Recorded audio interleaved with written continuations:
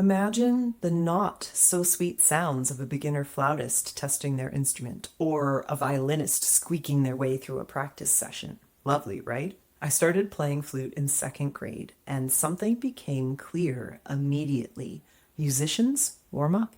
Scales, arpeggios, long tones, you do them fast, slow, at tempo. It doesn't matter whether you're a world class soloist playing in front of the New York Philharmonic or a second grader learning your first few notes. Warm ups are an important part of improving. 30 years of research by Anders Ericsson into the art of expertise found that small, focused chunks of practice is the difference between that Philharmonic player and my second grade flute skills. So, what are the artist equivalents of musical scales? What are the warm-up activities that help you build skill and confidence in your art? Hi, I'm Carrie, and I am here to remind you, you are already an artist. Here on Artist Strong, I help creatives stop feeling like a copyist or hobbyist so they can create their first real series of artwork and build a portfolio they're proud of. If you're ready to stop the DIY learning and get the support and structure to finally draw and paint with your unique voice, I'm here to help. Sign up and watch my workshop, How to Transform Your Ideas into Artwork That's Uniquely Yours. To date, thousands have joined the community.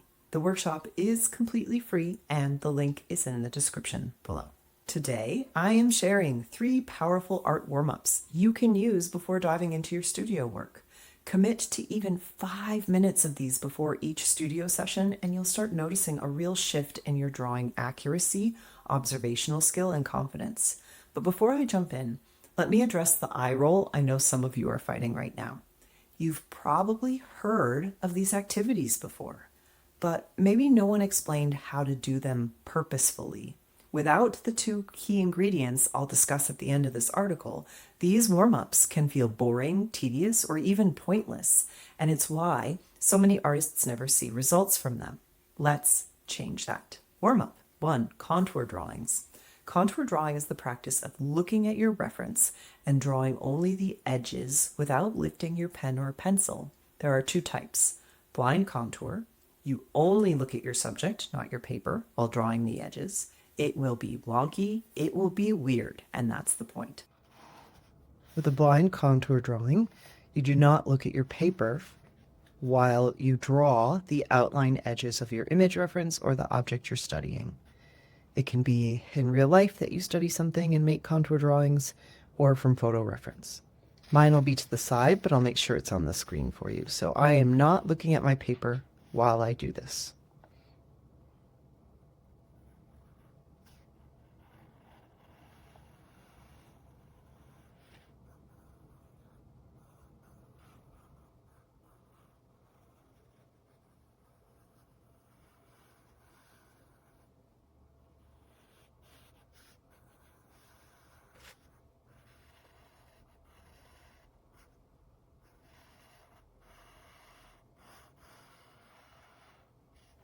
The slower you go, the better off you'll be. So you can see the outside of my cat here and the outer edge of the cat. I didn't even go inside, but if I were going to continue to go inside, I would kind of start from somewhere. I would, again, not lift my pencil from the paper. I would just let it all connect and try to find. I'm doing it right now without looking. Seeing if I can find out where the nose is. Maybe the eye. Maybe the other eye. And I'm not looking at the paper at all when I do this. So you can see it gets really silly, and that is normal. In fact, the first time you do it, yours might just look like a bunch of little scribbles. And modified contour. You can look back and forth between your reference and your paper, and you may lift your pencil as needed. With a modified contour drawing, you can lift your pencil from the paper, and you can look at both of your image reference or your object and your paper. So you can, it's still about kind of having a contiguous line as best you can, but you can lift it up, pick it down and lift it up as you like, and you get to look at your paper while you do it. I'm moving quickly, but again, the slower you go, the more accurate you'll be, and this is all about training your hand-eye coordination.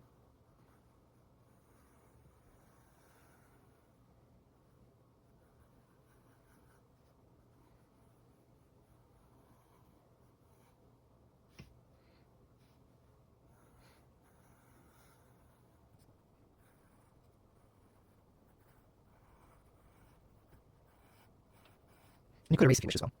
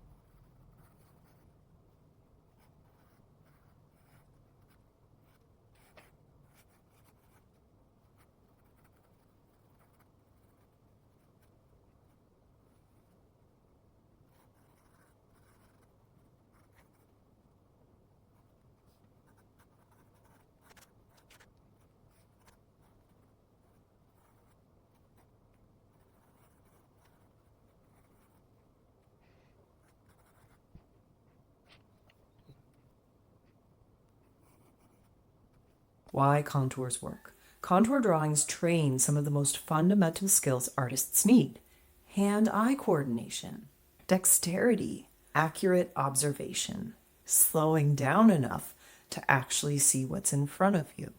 These exercises make even advanced artists uncomfortable because the results are rarely pretty. But remember, contours are reps like weightlifting. It's not about one perfect drawing, it's about the long term benefits. Warm up 2, value studies. Value is how light or dark something is. Value studies train your ability to judge and match tone, which is foundational for realistic drawing and painting.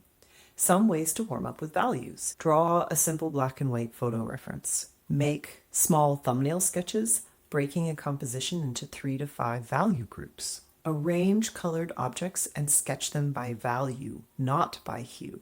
Squint your eyes and try to replicate what you see using only light, mid, and dark tones. Value studies sharpen your ability to see contrast, simplify compositions, and avoid one of the most common beginner issues: drawing everything the same midtone. With value studies, you're looking at your image reference, which you either printed out in black and white, or you can squint at your image and kind of figure out where you see the kind of 3 to 5 different steps of gray from black to white, and the 3 steps in between. So if you're thinking about different compositions, you might even do a bunch of thumbnail studies, so small little squares and different attempts to explore different compositions and see the balance of values depending on how you crop the portrait. It's just kind of an obvious silly example would be if I only look at the shadow around the ears and I crop kind of part of the head off and you only really see one ear, then I'm filling in the darkest value, which is the background environment. And then when I squint at that ear, I can see there's kind of a dark section in here, dark section in here, and then it's kind of lighter. And there's this kind of white spot in here I'd want to keep loose, light. And then there's kind of maybe a soft gray. So just trying to look for like anywhere from 1 to 5, even 3 different steps of value. Now, you can do this with the whole image reference too, right? A thumbnail is just meant to be this quick little sketch that helps you kind of study the layout of something and look at your balance of light and dark. So it's not about super detail, getting it all perfect. Again, I'm squinting at my image reference, or you could do this again for an object in real life, and you kind of see where your darkest darks are, just to help you when you start to move into your work to remember where those darkest darks are. And then you can add some lighter steps as well. But I like to start with my darkest darks because it kind of grounds everything else for me and makes everything else kind of a reference point. Now, say this is kind of the next shade. This is darker. Make sure that looks darker.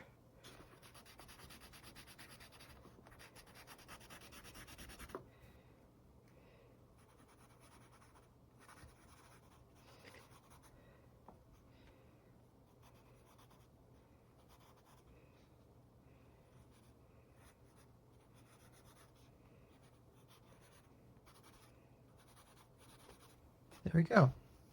So you can have many variations of this depending on kind of how you've cropped your image reference. If you have any questions so far about value studies or contours, drop them in the comments below. Warm up 3, negative space drawing. Drawing negative space refers to the shapes formed by the space around and between your subject instead of the subject itself.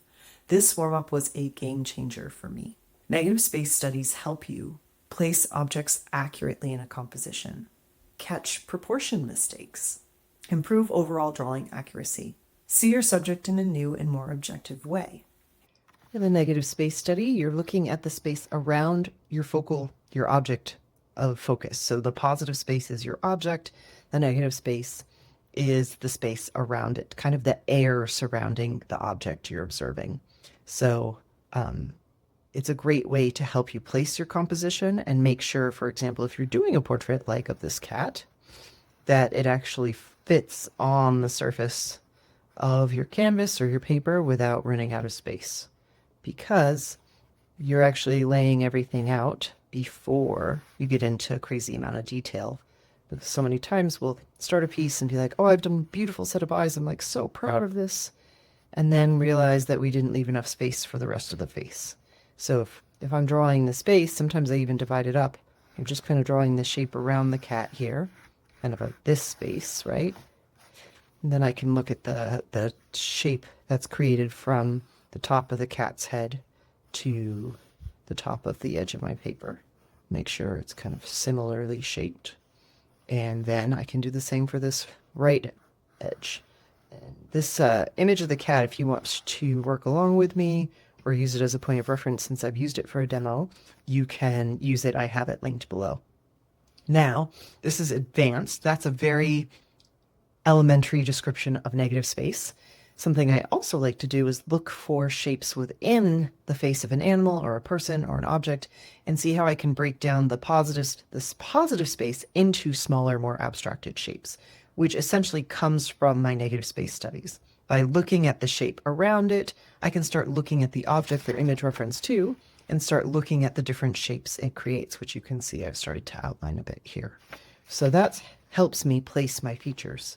So I can kind of think about the ears as one shape and make sure I really have the shape of my ears nailed down and really look at that as a standalone object. And that can really help you make sure things are placed accurately. I can tell this ear needed to curve down more.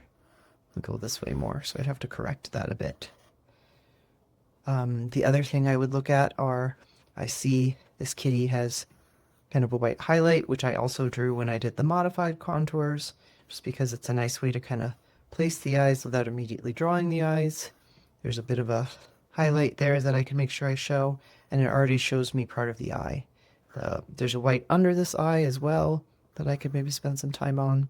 So it's not about drawing everything perfectly from start. It's kind of helping you lay things out to make sure things are placed mostly where you want them. So you can look for shapes within the object as well.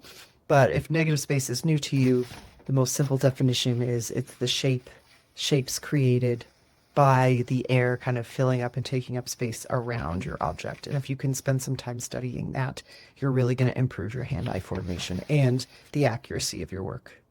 If you struggle with proportions or composition, this is the warm-up I recommend most.